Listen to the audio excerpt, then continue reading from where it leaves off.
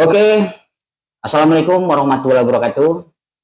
Selamat berjumpa kembali di channel podcast Suara Mubah. Oke, pemirsa, pada pagi hari ini podcast Suara Mubah sengaja memanggil dua narasumber karena baru-baru ini di Musi Banyuasin ada peristiwa yang cukup viral sampai ke nasional. Hilangnya seorang keluarga pasien di Rumah Sakit Umum Sekayu, terjadinya insiden aksi dugaan kekerasan. Kami sengaja memanggil pada kesempatan podcast pada pagi hari ini, kami memanggil dua narasumber. Yang pertama itu adalah Ismet.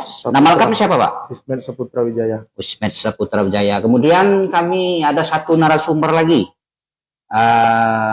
seorang aktivis di bidang sosial yang sangat peduli dengan orang-orang cilik. Beliau adalah Sujarni. Selamat pagi, Bung Jami. Selamat pagi. Oke, pada kita fokus ke permasalahan ya. Bung Ismet. Ya, Pak. Pada saat kejadian kemarin itu cukup viral itu, Anda terlihat sangat emosi itu terhadap dokter yang menangani ibu Anda. Kami pengen tahu, Pak, kronologis yang sebenarnya itu apa kira-kira, Pak? Tolong dijelaskan sekarang, Pak. Ya, jadi begini, Pak. Jadi saya jelaskan dari awal. Nah, jadi pada hari Jumat itu, hari Jumat tanggal 8, ibu saya ini atau mak saya ini dirawat di Dr. Maxon sejak tanggal 6, 2 hari sampai hari Jumat itu. Setelah tanggal 8 dirujuklah ke RS karena di tempat klinik Dr. Maxon ini dia sudah menangani dengan baik, cuman dia menyarankan untuk dirujuk ke RS karena di sana itu kurang memadai untuk alat-alatnya seperti itu.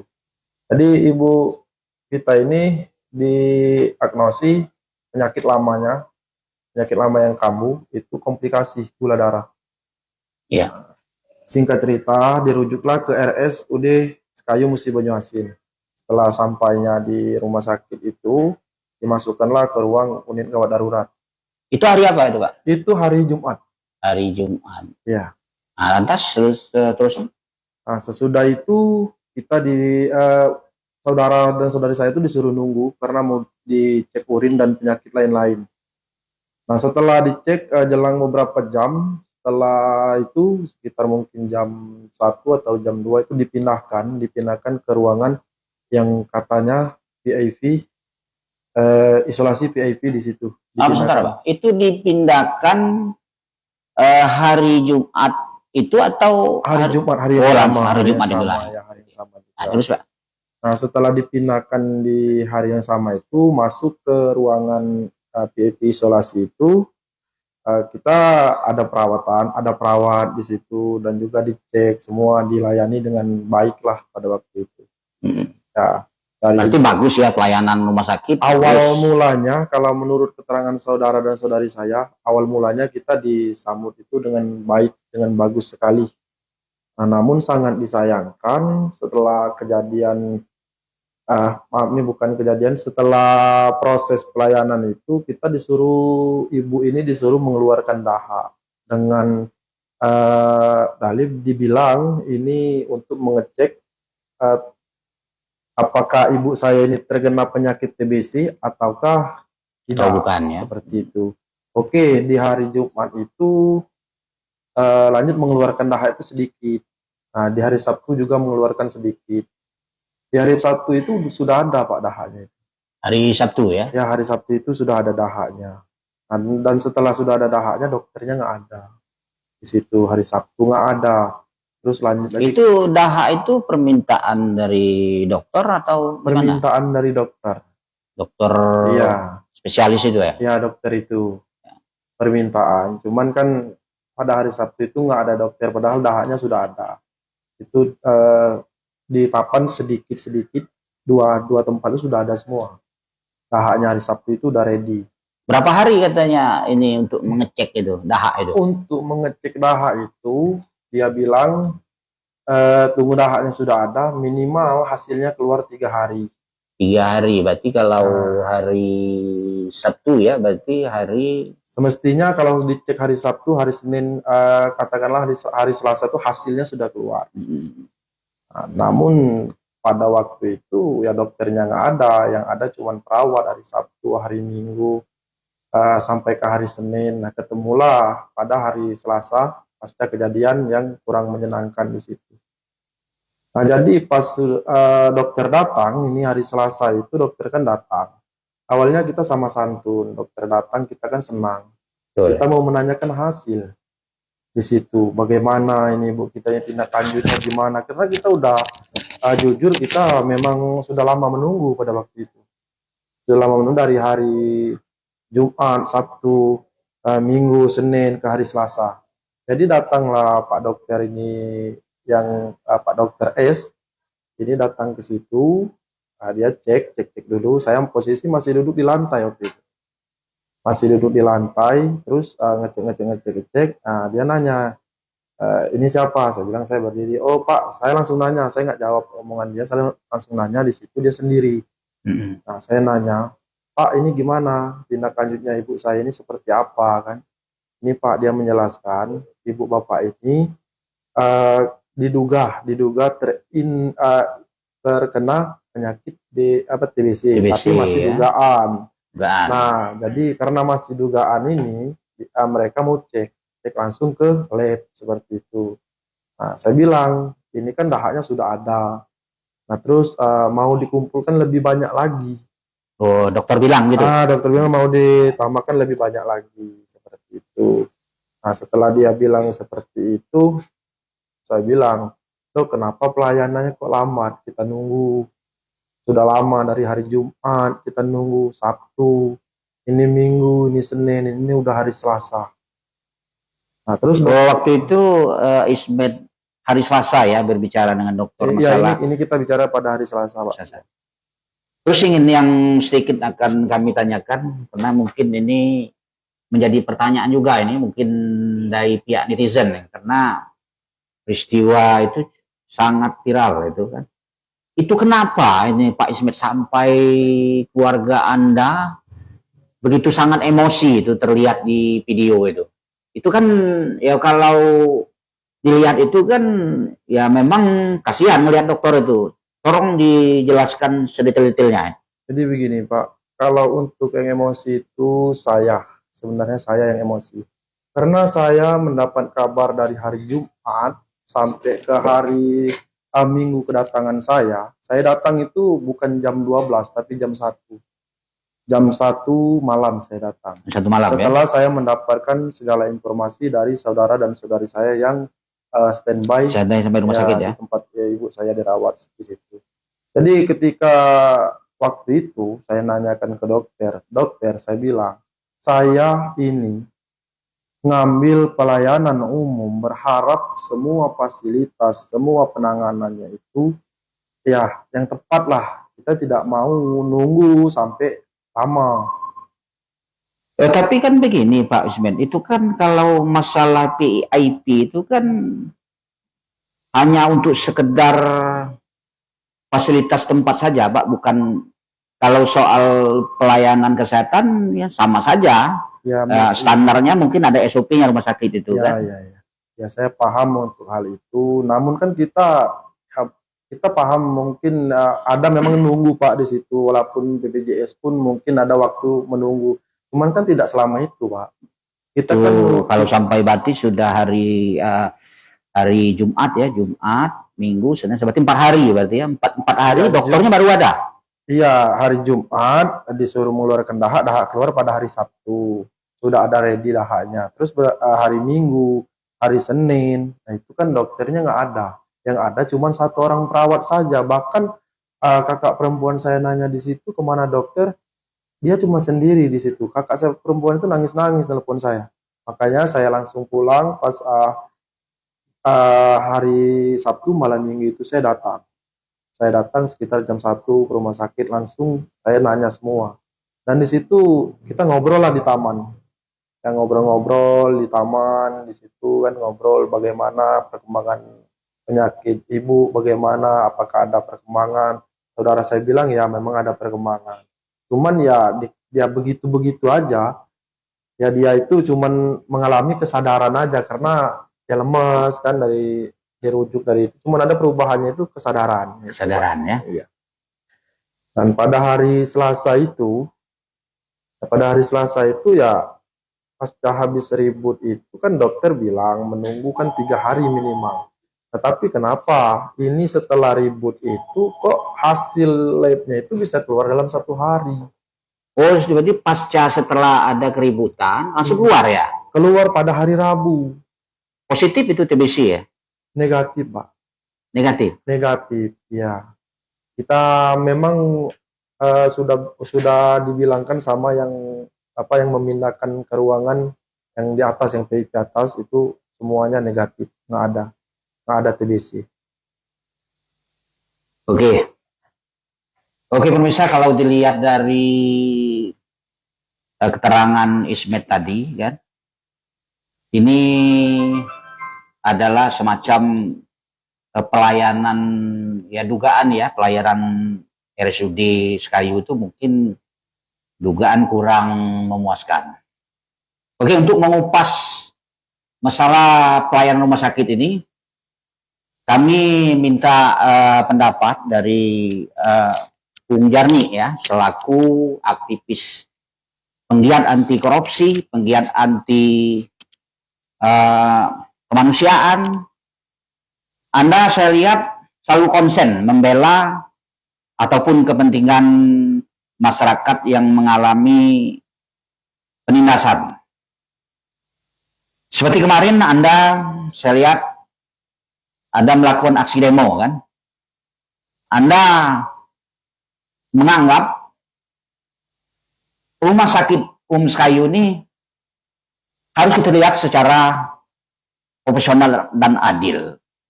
Apa kira-kira tanggapan Bung Jani dalam menyikapi hal ini? Silakan Bung. Oke, terima kasih Bang Herlin atas waktunya, undangannya, telah mengundang kita di podcast Suara Muba ini. Saya selaku warga Kabupaten Musi Banyuasin, terlahir dari Kecamatan Sungai Keru, memang saya cukup aktif di dalam kegiatan kemaslahatan masyarakat ini.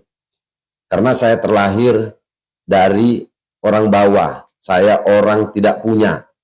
Maka saya bilang kemarin, kalau IDI itu Ikatan Dokter Indonesia, suatu organisasi. Kalau dia tenaga pengajar itu PGRI, Persatuan Guru Republik Indonesia. Nah, kalau kita orang Cili ini, masyarakat ini sampai hari ini belum ada terbentuk. Belum ada persatuannya ya, kira-kira. Indonesia belum ada. Maka saya tampil, tapi saya ya perlu saya tegaskan di samping ini, saya tidak membenarkan sesuatu yang salah, tetapi saya minta dan saya yakin dalam suatu kesalahan itu pasti ada benarnya, itu Bang Herlin. Kenapa? Beliau ini bersama keluarga pada saat itu, yang saat ini sangat-sangat viral di nasional, bahkan Kementerian Kesehatan sudah turun tangan betul, ke Kabupaten Musi Banyuasin. Jadi untuk saat ini Kabupaten Musi Banyuasin ini sebagai artis mengalahkan Inul Daratista, seperti itu kira-kira gitu Bung ya. Iya. Itu ya, ini mungkin menjadi pelajaran kita semua. Maka saya menyampaikan di sini kepada rekan saya ya, Bung Ismet, apa yang Anda lakukan pada saat itu suatu hal yang tidak benar. Ya, kita akui itu hal tidak benar dan tidak terlalu emosional, terlalu emosional. Tapi saya selaku pribadi juga memahami dan mengerti kenapa itu bisa terjadi kalau kita analisa dari pembicaraan saudara tadi, Mengapa itu? masuk hari Jumat, hari Sabtu, Minggu, ya, Jumat, Sabtu, Minggu, Senin. Senin. 4 hari itu belum ketemu dengan dokter yang menanganinya, ya, secara Yang langsung. menangani penyakit Iya. Ibu Ismet tadi ya? Baru hari Selasa itu baru ketemu. Berarti di situ ada jeda waktu 4 hari, ya kan? Ya salah. Lama betul ya, kalau 4 Iya. hari baru ada dokter Kalau ya? di rumah sakit Sekayu itu seperti itulah. Kalau hari Jumat dokternya kebanyakan sudah pulang Palembang. Yang sering komunikasi melalui handphone, melalui stafnya, ya sudah kasih obat ini. Ini yang pernah terjadi pengalaman kita kan. Nah, karena sebelum ini juga dulu itu sempat viral juga itu saya, Bung Herin, viral itu masa mengurus administrasi itu. Masalah apa Ribut masalah. Nah, sekarang gini kan, ketika pasien kecelakaan, ya, itu tidak ditanggung oleh BPJS, tetapi pemerintah daerah menyiapkan dana talangan melalui Dinas Kesehatan. Itu agak rumit juga pengurusannya, ya kan? Iya, iya. Karena itu tidak dibentuk suatu MOU yang satu pintu agar itu lebih mudah dalam pengurusan administrasi itu. Permudah. Ya.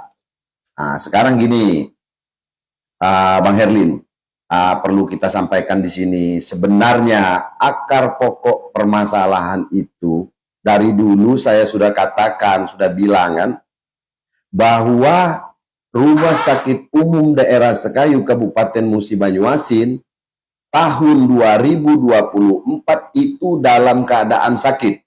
Tapi saya tidak bisa menjelaskan. Rumah sakitnya Iya, sakit. rumah sakitnya yang sakit. Tinggal Anda sendiri nanti yang mentelaah, yang mengkoreksi kan. Rumah sakit sakit ya? Ya, gitu. rumah sakit itu saja yang sakit. Rumah sakit itu sendiri sudah sakit. Ya.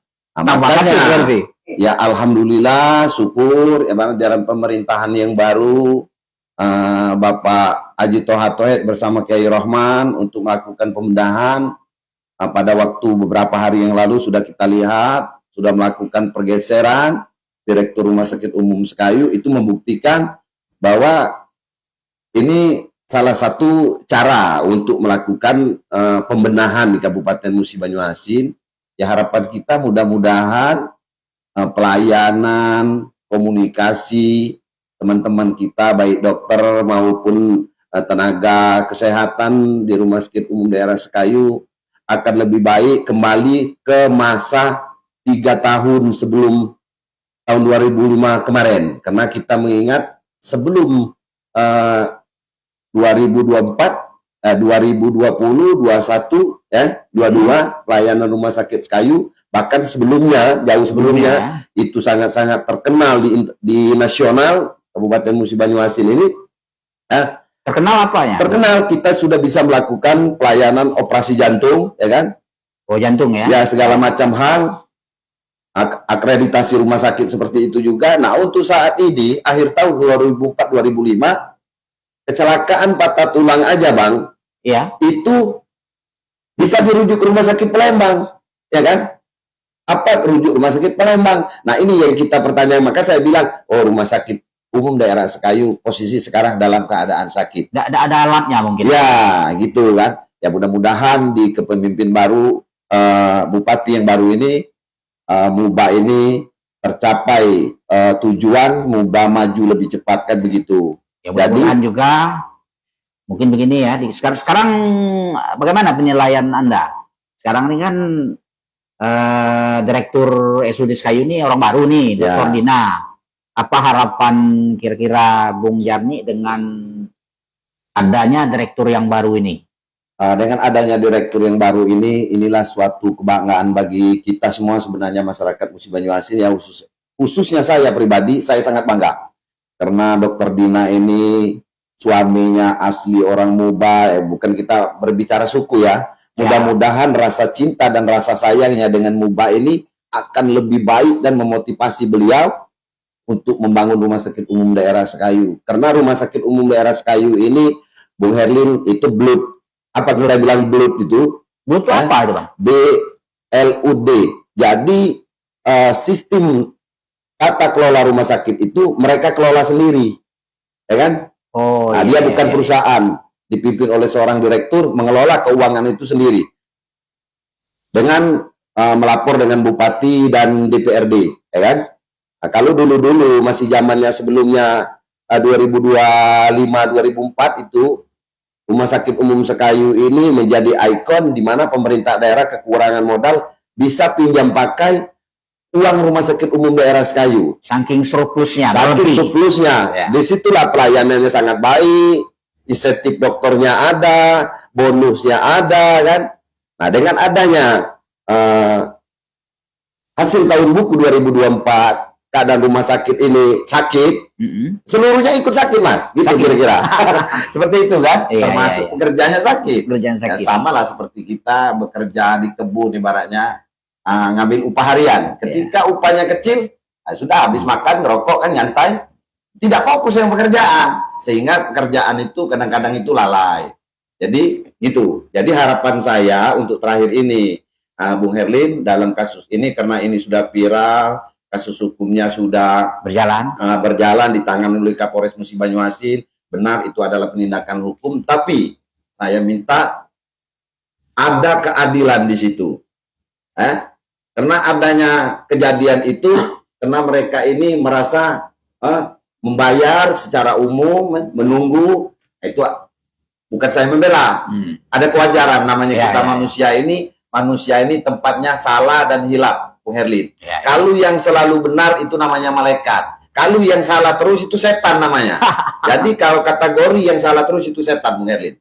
Nah, alhamdulillah kita ini diciptakan sebagai manusia di sini ya. Itu yang dapat saya sampaikan. Ya.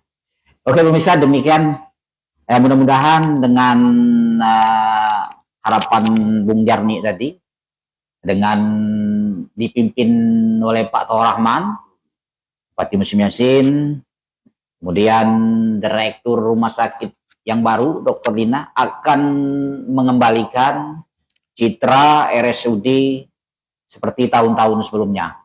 Dikembalikan seperti semula. Oke, kita kembali ke topik permasalahan. Oke, begini, ini Bung Ismet. Karena persoalan ini sudah viral dan juga pihak rumah sakit dalam hal ini dokter apa namanya?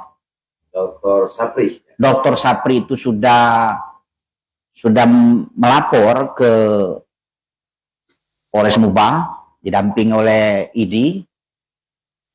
Ya kita berharap persoalan ini cepat selesai kan. Pemerintah Mubah juga sudah memfasilitasi antara kedua pihak agar berdamai. Ada sedikit yang akan ditanyakan kepada Bung Ismet. Iya Pak. Apa kira-kira harapannya atas peristiwa ini Pak? Jadi begini Pak, sejak kejadian kronologi itu, mengapa saya marah-marah? Ini kenapa saya marah-marah? Saya kan bertanya kepada dokter. Saya nanya ke dokter, dokter ada nggak cara lain? Kalau ada cara lain, kenapa tidak cara lain yang cepat? Dan kenapa kita disuruh nunggu? Kalau masalah nunggu misalnya 1 hari, masih oke lah, 2 hari masih oke lah. Ini kan nunggunya sampai 4 hari, masuk 5 hari lah. Kita nunggu di situ. Kenapa tidak dilakukan dengan tindakan lain kalau ada cara lain yang lebih cepat? Ini bicara nyawa. Ini mak saya ini terbaring lemas di situ. Jadi dia jawab ke saya, Pak kita sudah menangani dengan cara profesional. Nah yang saya kesal di situ, Bapak sabar. Saya kan nggak ada marah, nanya baik-baik di situ. Benar-benar baik-baik. Bapak itu santun, saya juga santun. Bapak itu ramah, saya juga ramah. Setelah saya nanya seperti itu, Pak saya bilang kita ini ngambil ruangan ini, kita ingin mendapatkan pelayanan yang lebih layak. Saya bilang begitu, kita nunggu. Oke kita nunggu nggak masalah, cuman ini udah berlarut. Dia jawab, kamu sabar, kamu jangan nggak bersyukur. Dia bilang sambil begini, tapi melotot, makanya saya emosi di situ. Oh, jadi dokter itu melotot sambil bilang kamu jangan nggak bersyukur. Nah seperti itu, makanya saya emosi saya naik. Apalagi berarti spontanitas saja ya pada waktu itu. Saya naik emosi saya karena dia melotot dan nyuruh saya bersyukur. Apa yang harus kita syukuri? Kita kan sedang Ibu dirawat sakit, Pak, di situ. Kita kan menuntut itu, mengkritik sang dokter itu, kita ingin mendapatkan pelayanan yang layak. Tapi kalau dilihat dari kalau Hmm. dilihat dari video itu yang beredar itu kan itu terlihat bahwa keluarga Anda yang emosi. Ya memang Nah, benar Pak. kenapa sampai emosi begitu memuncak itu, Pak? Ya jadi begini Pak, dia yang duluan, sang dokter itu yang duluan memancing emosi kita pada waktu itu. Kenapa tidak Anda rekam? Nah waktu itu dia yang menyuruh stafnya merekam duluan karena nada saya udah tinggi waktu itu. Dia bilang ke entah stafnya entah itu perawat, dia bilang itu cepat ambil kamera, dia bilang begitu. Oh, Cepat ambil kamera. Nah berhubungan dia bilang begitu, oke saya langsung mengeluarkan kamera juga, saya rekam juga kan.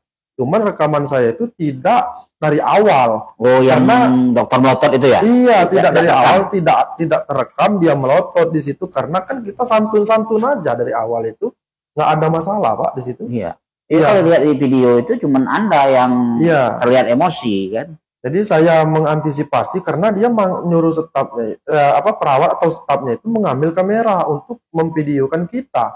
Nah, jadi saya juga takut di situ, makanya saya videokan juga. Cuman video itu kan setelah perjalanan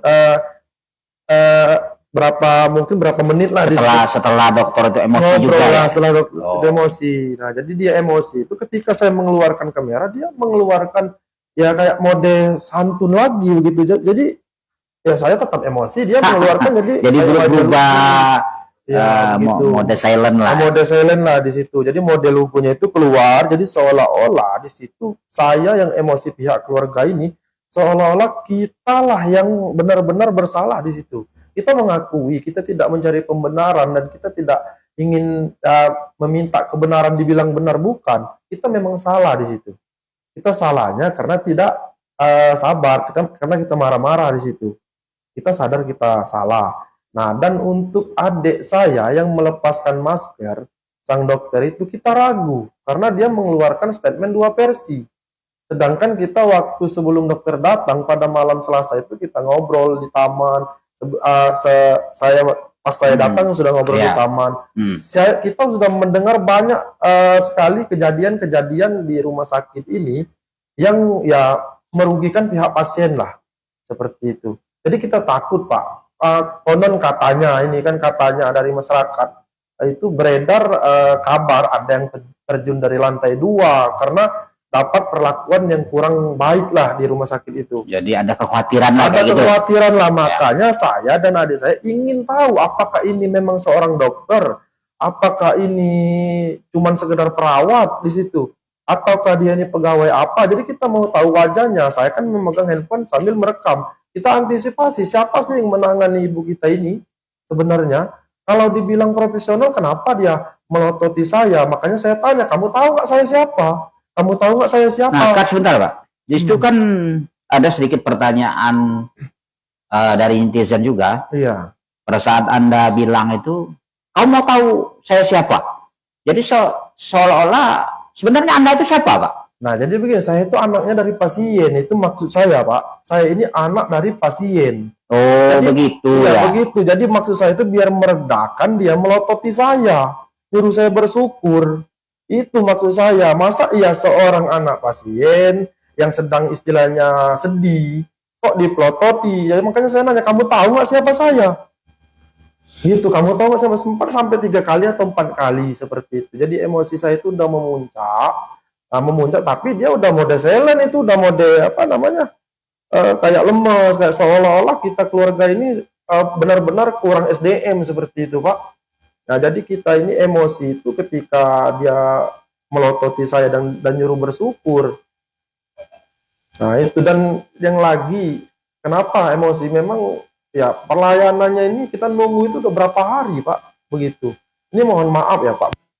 Ya, Pak, jadi saya mohon maaf pada kesempatan ini saya mewakili keluarga memohon maaf yang sebesar-besarnya kepada masyarakat, khususnya Kota Sekayu, Musi Banyuasin dan sekitarnya, seluruh jajaran masyarakat Indonesia. Saya mewakili keluarga besar memohon maaf yang sebesar-besarnya atas hilapnya, marahnya saya di Rumah Sakit RSUD Sekayu, Musi Banyuasin, Muba. Saya mohon maaf yang sebesar-besarnya.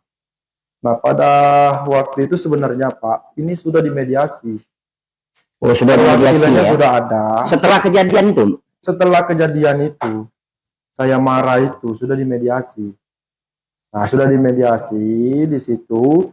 Nah, dimediasi oleh Dandru Security sama ibu pejabat yang humas di situ bersama rekan-rekannya di situ. Jadi perwakilan lah di situ, kan perwakilan dari SUD untuk memediasi. Saya jelaskan di situ kronologinya seperti apa, dan saya sudah meminta maaf. Ibu itu pun juga untuk pelayanannya dia juga udah minta maaf, udah clear di situ.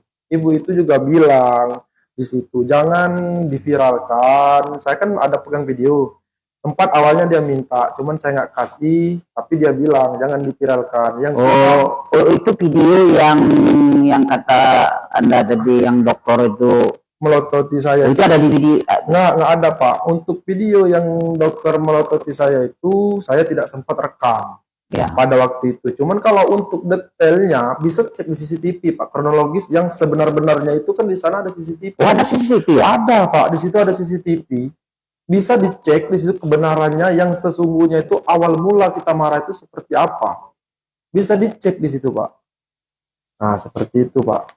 Oh, di CCTV. Dan mungkin kalau ada upaya untuk meminta video CCTV Ada, di Pak. pihak rumah sakit atau gimana, Pak? Ada.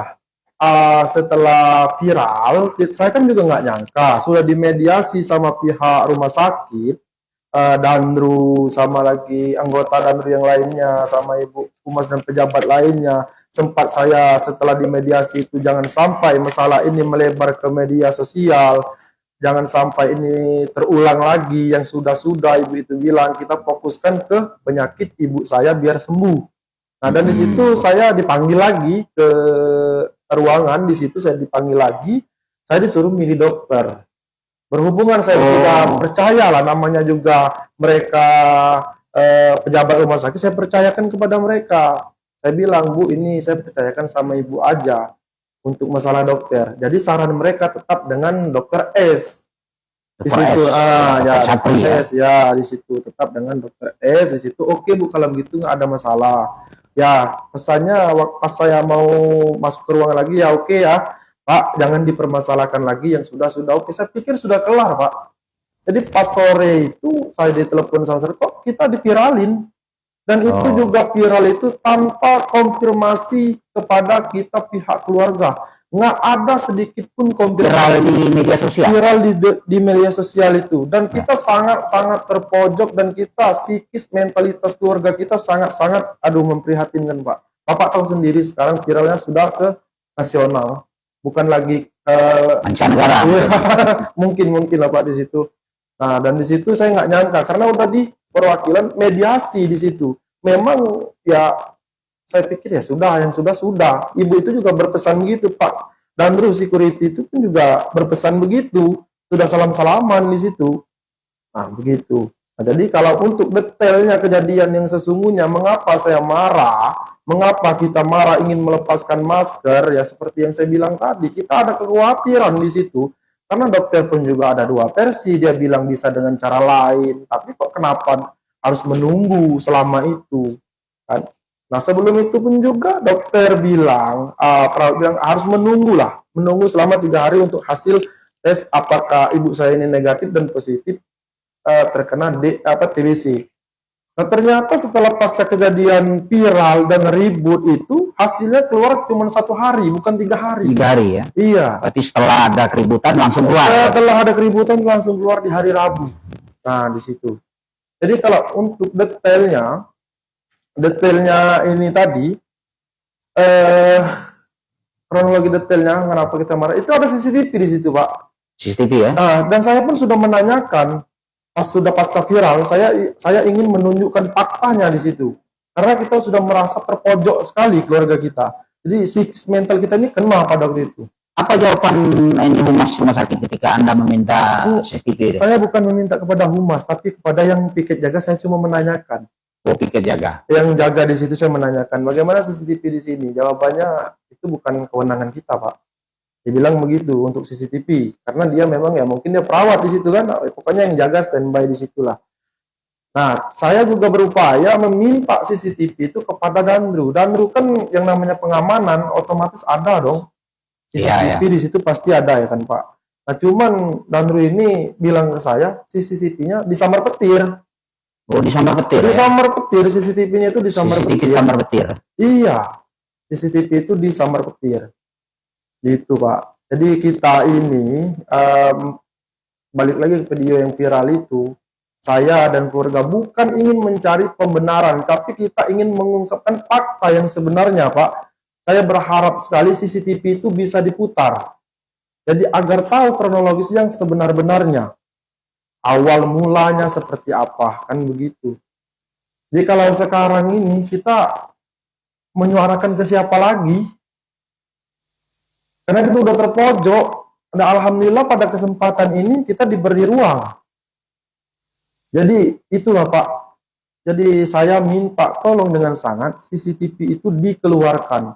Nah, dan masalah masker ini kan tidak ada himbauan di situ. Masker untuk masuk ruangan. Iya, maksudnya? untuk masuk ruangan dari pintu depan sampai ke ruangan tempat ibu saya dirawat itu tidak ada himbauan. Biasanya kan kalau memang kan Tidak ada pamflet nggak tulisan ada apa pamflet gimana? tulisan itu nggak ada maksud saya. Kalau memang itu diharuskan ada harus dipakaikan masker, setidaknya kan ada himbauan di situ area wajib masker. Nah, jadi selama dari hari Jumat dan tidak juga dikasih tahu kita keluarga kita ini ya masuk tuh bebas tanpa masker, bahkan anak kecil pun masuk ke situ nggak Oke, pakai masker oke. sama sekali dan tidak ada yang memberitahukan harus memakai masker di situ. Oke. Untuk permasalahan ini kan, oleh karena itu sudah terjadi, ini Bung Jarni. Iya. Jadi kita hanya menunggu proses hukum saja. Ya kalau dilihat tadi kan masalah kualitas pelayanan kan kurang memadai di RSUD Sekayu ini. Saya minta closing statement, penutup kata dari Bung Jarni selaku aktivis penggiat anti kemanusiaan dan anti korupsi Nuba, solusi yang terbaik untuk rumah sakit umum Sekayu, dan karena peristiwa ini sudah terjadi, kira-kira solusi terbaik itu apa kira-kira Bung, sambil kita untuk menutup statement acara ini. Oke, terima kasih Bang Herlit. Berdasarkan Negara Kesatuan Republik Indonesia ini berazaskan dasar gotong royong dan pemufakatan.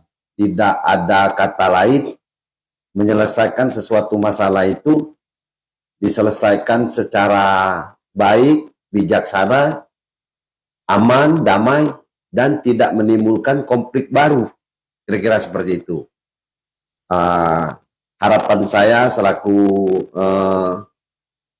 warga Kabupaten Musi Banyuasin yang peduli boba, ya kan, agar supaya ke depan kita berbenah secara menyeluruh, berbenah secara menyeluruh. Dan saya juga berpesan kepada aparat penegak hukum untuk berlaku adil, seadil-adilnya dalam menindaklanjuti kasus ini.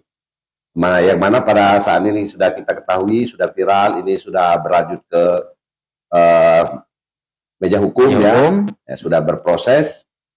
Ya, Kita tunggu hasilnya saja. Tunggu hasilnya saja, agar supaya ini benar-benar di dalam keputusan pengadilan nanti benar-benar adil, ya kan? Benar kan? Benar-benar adil. Oke, di situ ada indikasi intimidasi atau kekerasan, penganiayaan, ada psikologi, barangkali seorang dokter kita akui itu, dan itu memang salah. Tapi ketika mereka 4 hari nunggu di sana, tidak ada pelayanan, cuma hanya perawat-perawat biasa, yang mereka mengeluarkan uang, mengambil jalur umum agar supaya fasilitas ini pelayanan itu lebih baik, kenyataan seperti itu satu menjadi pertimbangan, ya kan?